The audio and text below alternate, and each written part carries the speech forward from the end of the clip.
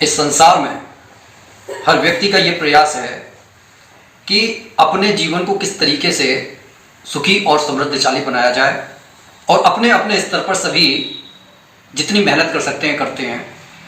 लेकिन जो आलसी, बेकार और कमजोर लोग हैं वो हमेशा भाग्य का रोना रोते रहते हैं, और उनके पास में एक सबसे अच्छा ब्रह्मास्त्र है कि अगर भाग्य में लिखा होगा तो मुझे मिल जाएगा, क्योंकि ऐसा तो भगवान भी कहते हैं। लेकिन उस समय वो ये बात भूल जाते हैं कि भगवान कृष्ण ने कहा है कि बिना कर्म करे कुछ भी हासिल करना ख्वाबों कहानी है।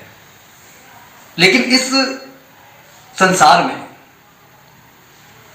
जो भी जीव जीने के लिए आया है कर्म कर रहा है, लेकिन इंसान ही एक ऐसा जीव है जो अपने जीवन में सुधार करके परम पद को प्राप्त कर सकता है। और जो लोग इस सिद्धांत को समझते हैं कि कर्म करने के बाद में मेरे को जिस तरीके के परिणाम की आशा होगी वो अपेक्षित परिणाम प्रभु की कृपा से मेरे को मिलकर रहेंगे, और ऐसे लोग जेब के गर्म होने पर भी अपनी जुबान को गर्म नहीं होने देते, क्योंकि उन्हें मालूम है कि इस संसार का जो चक्का घूम रहा है वो प्रभु की कृपा से घूम रहा है, और कब मेरे बुरे कर्म जो है प्रभु को मेरे खिलाफ कर सकते हैं। क्योंकि प्रभु ने हमारे इस संसार को एक सिद्धांत में बांध रखा है, वो उस सिद्धांत से बाहर नहीं जाते। जैसा मैं कर्म करूंगा वो लौटकर वैसा आएगा। उन्हें मालूम है जेब गर्म होगी, जबान गर्म हो जाएगी, गर्दन अकड़ कर चलेंगे, और दृष्टि में किसी से मुलाकात करने से पहले उसकी हैसियत को जांचेंगे। एक बहुत ही सुंदर और प्यारी कहानी है कि ये जीवन हमारे को दरअसल आत्म साक्षात्कार के लिए मिला है। इसलिए जो लोग अपने इष्ट का नाम नहीं लेते उनके लिए यह जीवन भी बोझ बन जाता है। किस तरीके से बोझ बनता है आइए समझने की कोशिश करते हैं।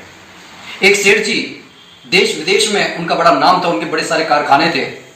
एक बार वह जब काम निपटा लेते हैं तो सोचते हैं कि चलिए मेला घूम कर आते हैं। वहां पर क्या देखते हैं कि एक आदमी बोतल में जिंद को बंद करके बेच रहा है। वो कह रहे हैं इसकी योग्यता क्या है?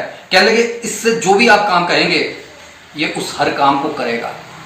सेठ जी बड़े प्रसन्न हो जाते हैं कि मेरे इतने सारे कल कारखाने हैं, कम से कम इस बहाने मेरे को एक सहारा मिल जाएगा।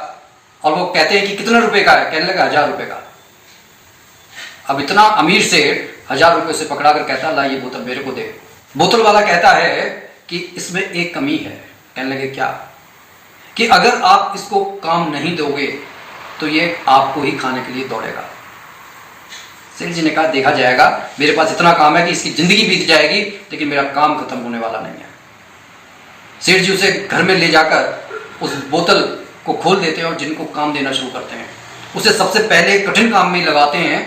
10-15 दिन में सेठ जी हक्के बक्के रह जाते हैं कि अब उनके पास कोई काम करवाने के लिए नहीं है, और जिन कह रहा है मुझे काम दो नहीं तो मैं तुम्हारे को खा जाऊंगा। सेठ जी हैरान परेशान, कोई उपाय नहीं सोच रहा। आखिरकार गांव में आए हुए एक महात्मा से उपाय पूछने के लिए जाते हैं। महात्मा कहते हैं कि अपने घर के आंगन में जितना लंबे से लंबा बांस लगा सकते हो उस बांस को उसी से लगवाओ, और ऊपर नीचे उसको चढ़ने उतरने के लिए कहते रहो। जब काम हो तो उसे काम करवाओ और उसके बाद में उसी काम में लगा दो।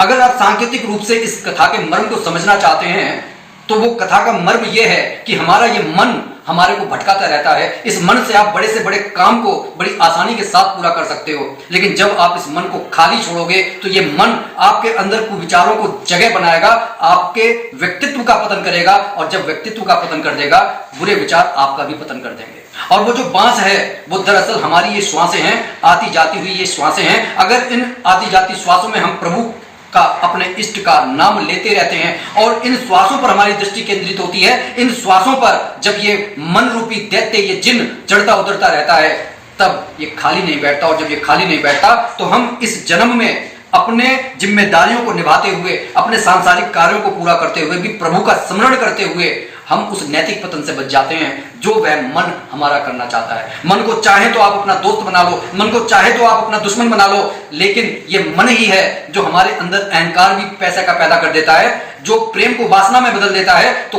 कोशिश ये कीजिए कि मन को आप प्रभु के सुमरन के बांस पर चढ़ा दीजिए, उसके बाद में देखिए कि आपके जीवन में अलौकिक चमत्कार होंगे। फिर अगर जेब गर्म होगी ना तब भी जुबान गर्म नहीं होगी। किसी से जब आप मिलोगे ना तब आप उसकी हैसियत से नहीं मिलोगे, आप प्रेम के साथ मिलोगे, क्योंकि मालूम है कि ये जितनी भी सांसारिक चीजें ये सब नश्वर हैं, एक दिन यहीं पर रह जाएंगी। अगर पीठ के पीछे कोई आपको याद करेगा तो सिर्फ आपके चरित्र को, आपके प्रेम को याद रखा जाएगा। इसलिए कोशिश कीजिए कि इस संसार में जब कुछ छोड़कर जाओ तो प्रेम छोड़कर जाओ, तो लोग ये तो कहें कि इतना अमीर आदमी था लेकिन उसके अंदर बड़प्पन इतना था कि गले लगाकर बात करता था, अहंकार का उसके अंदर नामो निशान नहीं था। और जिसके पास में अहंकार नहीं होता, परमपिता परमेश्वर का उस पर भर भर कर आशीर्वाद आता है। उसके बाद फिर हम ये नहीं कहेंगे कि हम दुखी हैं, दरिद्र हैं, लाचार हैं। क्यों? क्योंकि हमारी नजर परमात्मा के दिए हुए उस आशीर्वाद पर होगी कि जो भी मिला है वो पर्याप्त है। शायद हम उसके भी लायक नहीं थे, लेकिन हमारे प्रेम ने उस प्रभु को झकझोर दिया वो देने के लिए जिसके हम लायक नहीं है। और प्रभु तो हमारे को सुखी ही रखना चाहते हैं। मैं बार बार इस बात को कह रहा हूं कि अगर हम प्रभु से अपनी इच्छा रखते हैं कि वो हमारी इस इच्छा को पूरा कर दे, अगर वो पूरा कर दे तो बहुत अच्छी बात है, नहीं करता तो और भी अच्छी बात है, क्योंकि हम उस परम पिता परमात्मा की संतान है। जब वो अपने मन की करेगा तो इस संतान के लिए अच्छा ही करेगा। बोलिए जय जय श्री सीताराम।